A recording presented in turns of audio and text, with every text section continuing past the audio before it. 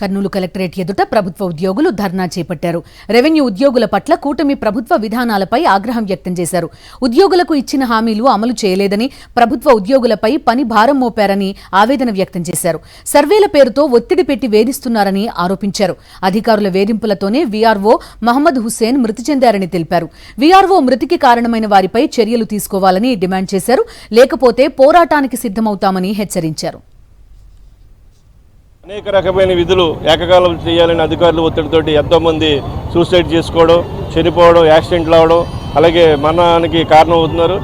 దానిలో భాగంగానే మొన్న శనివారం నాడు గ్రేట్ ఉద్యోగి మహమ్మద్ హుస్సేన్ గారు ఆయనకు అనారోగ్యంగా ఉంది. నేను ఇప్పటికే చాలా సర్వీస్ చేశాను, బిఎల్ఓ విధుల నుంచి నన్ను ప్రస్తుతానికి తప్పించండి అని అడిగితే ఎవరు కూడా అధికారులు కనికరం లేకుండా అతను పట్టించుకోకపోతే పాపం ఆయన ఇంటి దగ్గర ఉన్న చెట్టుకి గురివేసుకుని మన శనివారం ఆయన సూసైడ్ రాసి నా చావుకి కారణం పలానా తహసీల్దార్, డిప్యూటీ తహసీల్దార్ అని చెప్పి రాసి కూడా చనిపోయాడంటే ఒకసారి అధికారులకి ఏమాత్రం కనికరం ఉందో ఆలోచించాలి. మాతోటి పనిచేసే సహచర ఉద్యోగుడైన మహమ్మద్ హుస్సేన్ గారి మరణము, అది కూడా ఆత్మహత్యతో ఆయన మరణించడం చాలా బాధాకరం. దీని బట్టి చూస్తుంటే అధికారుల్లో నిరంకుశ ధోరణి అనేది విపరీతంగా పెరిగిపోయి అసలు ఉద్యోగిని ఒక మానవుడిగా చూడకుండా వాళ్ళు ఒక బానిసల్లా చూస్తూ ఈ విధంగా ఒత్తిడి గురి చేసి వాళ్ళు ఆయన మరణానికి కారణమయ్యారు.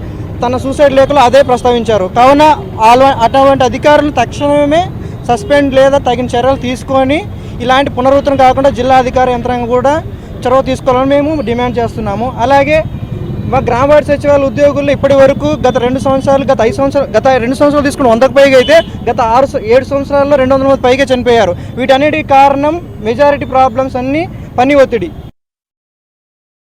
మరిన్ని అప్డేట్స్ కోసం ఛానల్ ను సబ్స్క్రైబ్ చేయండి. నోటిఫికేషన్స్ కోసం బెల్ ఐకాన్ పై క్లిక్ చేయండి.